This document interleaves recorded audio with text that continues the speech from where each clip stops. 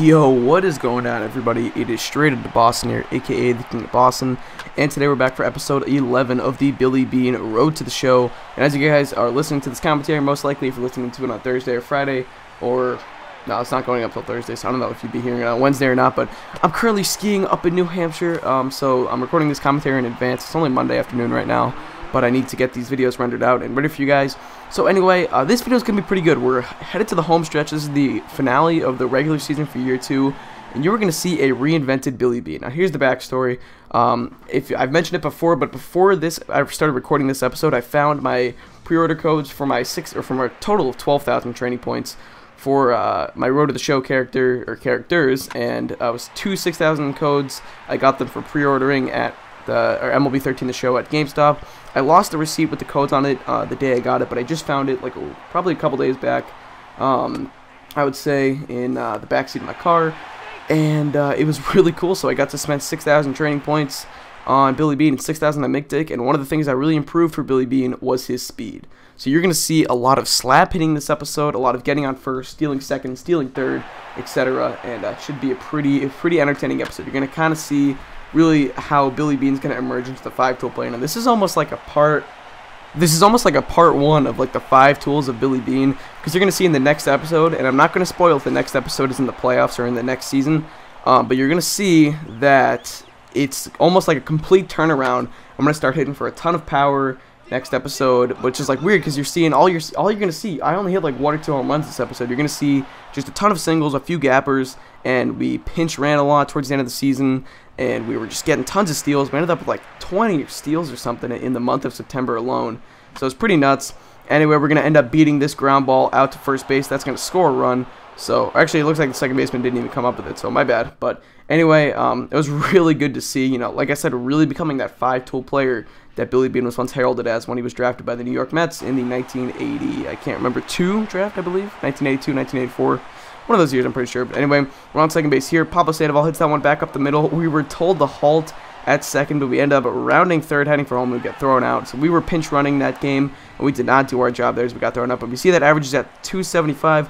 Jorge De La Rosa is on the mound. He is a very slow windup, so we're going to end up knocking this one back up the middle for a base hit.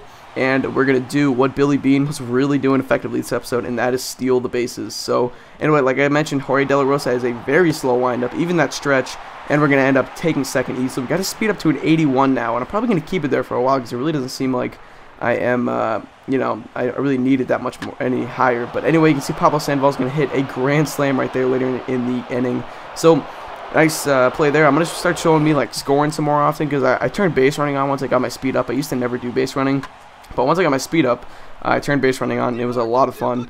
And if you guys are wondering, my base running and batting difficulties are on All-Star. It's the same thing, like they're conjoined together. So if you put one on veteran, the other puts on veteran. Same thing with All-Star or any of the difficulties. So it's not like I was on like easy mode trying to steal these bases. I did get thrown out a few times. You'll see me get picked off a couple times in this video, I'm pretty sure. But anyway, don't forget, guys, that as we do go up against the Rockies in this 3-game set, if you remember from the last episode, we entered this video with the Rockies a half game up in the NL West lead. So we are battling back and forth with the Rockies for the division title. As I mentioned before, this is going to be the last regular season episode for Season 2. You see there's an example of us getting picked off. You see Kendrys Morales is going to end up throwing it on the second.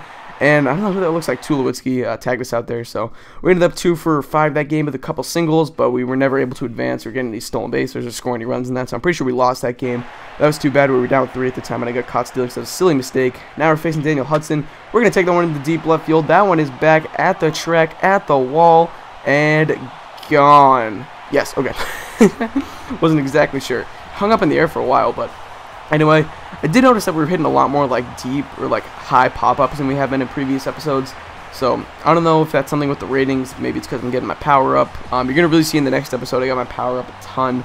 And I used the training points to get my contact up to 70 and my power up to 70 for both like sides of the plate. And then you're going to see in the next episode I'm going to spend a lot of my next training points on my power, and I'm going to really start hitting some home runs, which is good because I think it's more entertaining for me, and it's probably more entertaining for you guys to watch me hit a bunch of home runs and a bunch of singles. Now Wade Miley's on the mound. We're going to take that one over the third baseman's head. Looked like Prado was there, and then we're going to end up with a base knock.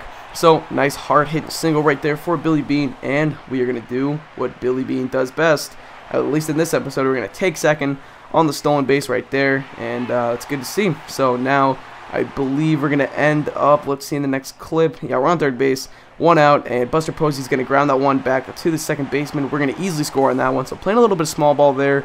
I think we got to second, then we tagged up, we got to third base in the next batter, and we scored on a little ground out. So that's really playing small ball. We got moved to the top of the lineup at this point because we were getting so many steals. We were hitting for a good average. We got our average up to about 290 or so. We started out this episode at like 275, and we really got it up to like 280, 290. So we're really showing ourselves as a great leadoff type of hitter, and hopefully if we can develop some power, we can move into that 2 or 3 hole. But for now, I'm very satisfied being a leadoff hitter. You see, we end up going 2 for 4 that game with an intentional walk. Very good game out of Billy Beane, and I was just satisfied being able to not have to bat like 8th or 9th, or well, not 9th because we're in the NL, but 8th, 7th, 6th in the lineup. I was much happier being leadoff, and it was a lot of fun. Anyway, we get the nice hit off of Randall Delgado there. He hung that curveball. We took it into the left field alley, and we're going to end up getting into second with a diving double, I should say. Aaron Hill was not able to tag us in time. Actually, I don't even think he tried to tag us, but either way. And now, it's still an 8-1 game, but I'm still taking bases because I'm a stat nerd. Got to get those stats up. More impressive gameplay, guys, right? You know, if I hit 400 and get 30 stolen bases, you guys will like me more. Yeah, I think that's the mindset some people get. But, you know, a lot of the time YouTube is more about commentary than gameplay. And honestly, like, you could have a guy hit, like, 150 with, like, 5 home runs a year. But if you have entertaining commentary and you can kind of tell the story of your character more than, you know, the next guy who's hitting 450 with, you know, 70 home runs a year, then your video is going to be more entertaining. You know, a perfect example is Mr. Hurricane's Flash Jackson episodes last year. I followed that series for a little bit. Flash Jackson consistently stayed in AAA. He was hitting 250, never hit home runs, but Hurricane was able to tell the story of Flash Jackson and his struggles, and that was more entertaining for a lot of people than, you know, a guy who's, you know, maybe doesn't have the best commentary in the world but has more impressive gameplay. I'm telling you guys, it's not about the gameplay. It's like 95% about the commentary. So if you guys are out there making YouTube videos, don't worry about the gameplay so much. You know, gameplay is obviously important, but what's more important is being able to describe the gameplay with your commentary and being able to entertain the viewers. So anyway, we end up swiping third there. We are pinch running in this situation, and we would end up, you know, not being able to score. So now we're in the top of the 10th inning. And look at this. We got substituted in at first base. I think we were pinch running for Brandon Belt. And I guess the Giants just don't have a backup first baseman on their roster. So anyway, now we're into a series against Arizona. We're in the throwbacks. We're in the old New York Giants throwbacks. And we're going to get a base hit up the middle right there. Runner will come around third and try to score. No, he will not. He'll be held up at third. We're going to end up staying at first there. But look at that. They overthrew the first baseman. So we're going to end up trying to take second on this. We're going to actually round second, head for third. Can we get in there? We will be thrown out at third, sadly. But we do get a run on that play. So doing our job, driving in runs, getting on base, all the above, and we're going to take that one back in between the shortstop and third baseman, and we're going to end up getting a base knock there. And then, as I've said before, we're going to do what we do best, and we're going to take bases. We're down 1 in this situation, so we do need to manufacture a run if we can. We end up swiping second. Is that Orlando Hudson playing second base? That's pretty cool. I love Orlando Hudson. He's one of my favorite players growing up. And now we're on second. We're going to end up trying to swipe third, and we are going to be in there safely. A little bit of a bad throw by the catcher. He could have got us otherwise. Looks like that was Michael Young over there playing third base. Pretty cool. But anyway, we're going to end up scoring on this little ground out to the shortstop. So once again, manufacturing runs, helping the team out. We were certainly playing better once Billy Beane started producing a little bit more. Here we're pinch running, and we're going to end up getting, well, I thought we got thrown out there for a sec, but the bad throw allowed us to get in there safely. And now we're going to end up in the top of the 8th with, it looks like, I can't even tell, it looks like Brendan Crawford. And we're going to end up taking third on the wild pitch. I was thinking about going home there for a sec, but it was a good idea not to, because as you're going to see, we're going to get driven in there on the little base knock by, I can't tell if that was Brendan Crawford or Pablo Sandoval, but it was a lefty. And now you can see our stats there. So we got that average up to 287. Still stuck on 14 home runs. Like I said, not too much power coming this episode. We do have 91 hits, so getting up there towards 100, that'd be a nice goal to get by the end of the year. Brandon McCarthy on the mound. We're going to take that one into the right field gap, right center gap, I should say.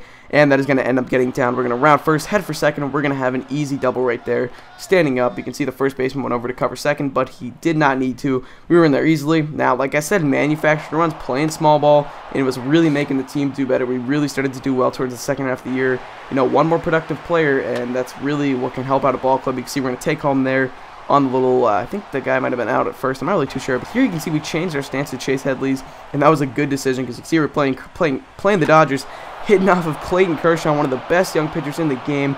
and we're going to take him yard right there. So Chase Headley stance, man. This was, looks like this is going to be a permanent switch because I used this throughout the rest of this video and throughout the rest of the next video, and it was really good switch, man. I'm telling you, Chase Headley stance is really nice. Obviously, if you guys follow my Rebuilding Project Chicago Cubs franchise, you know I have Chase Headley in that, and he is really good, man. I mean, like, I struggled with him at first, but I'm starting to learn his stance. I'm starting to learn how to hit with them, and you're going to see off of Kershaw again. We're going to take this one into deep left field. This one has a chance. It's back at the track, at the wall, and gone. So another home run, our second of the game, second off of one of the best, probably maybe him or David Price are probably the best left-handed pitchers in the game. And we just to know that we hit 2 home runs off of one of the best lefties in the game, that is very good. So anyway, really starting to show that power. We got up to 16 home runs. I think that's where we're gonna. Excuse me. I think that's where we're gonna end up finishing off with 16 home runs. But either way, still pretty good, still pretty effective, still what I like to see. Later in the game, we're going to take that one into the right center field gap, and we're going to end up with an easy double on this play. So, really hitting well against our division rivals. The Dodgers were not in contention this year. They kind of fell off the map a little bit. I think they were in 3rd or 4th place by the end of the year. But anyway, keep remembering, don't forget the where we are in the standings at this point. Hopefully, we can keep it up, keep it going, and hopefully we can catch the Colorado Rockies. We're into the last series of the year. This 3-game set with the Marlins, a Friday, Saturday, Sunday set in San Francisco. We entered, I can't remember exactly how many games up we entered, but we're going to take a look at the standings after like 2 more clips, I think. So anyway, we're going to take 3rd and easily on that. I don't know who the Marlins catcher was in this game, but he did not have a very good arm apparently. So you can take a look at the standings there. You can see the wild card standings, and we're going to kind of flip through them. I couldn't find like I probably should have just screenshotted that, but you can see the wild card, or you can see the NL East. So the Nationals and Phillies are tied there, and we are, looks like a game up on the Rockies. So we entered the last game of the season.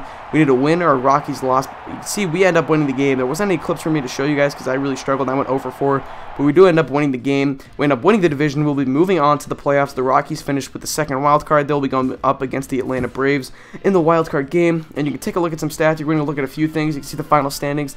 There are your 2 wild cards, the Braves and the Rockies. That game will be played in Atlanta. Hopefully not a repeat of the 2012 NL wildcard game where obviously we had some controversy there. You can see we did not win NL Rookie of the Year. I was hoping to maybe have a chance at that. I thought I had a better season than this guy. I mean, only at 263. And anyway, whatever. But you can see our stats there. We only played 108 games, only had 344 at-bats, so you can probably pretty much multiply that by 1.5, and we can kind of get a regular season of at-bats. But anyway, that's pretty much going to wrap this video, so tune in next time, guys. The way I'm going to be doing the playoffs is the potential for, so let's say we make it all the way to the World Series. Tomorrow will be the NLDS, Saturday would be the NLCS, and Sunday would be the World Series. But if we do not make it, then I'm just going to I'll post the off-season video probably the next day. And yes, but anyway, thanks for watching, guys. Hope you did enjoy, and it doesn't matter. Peace.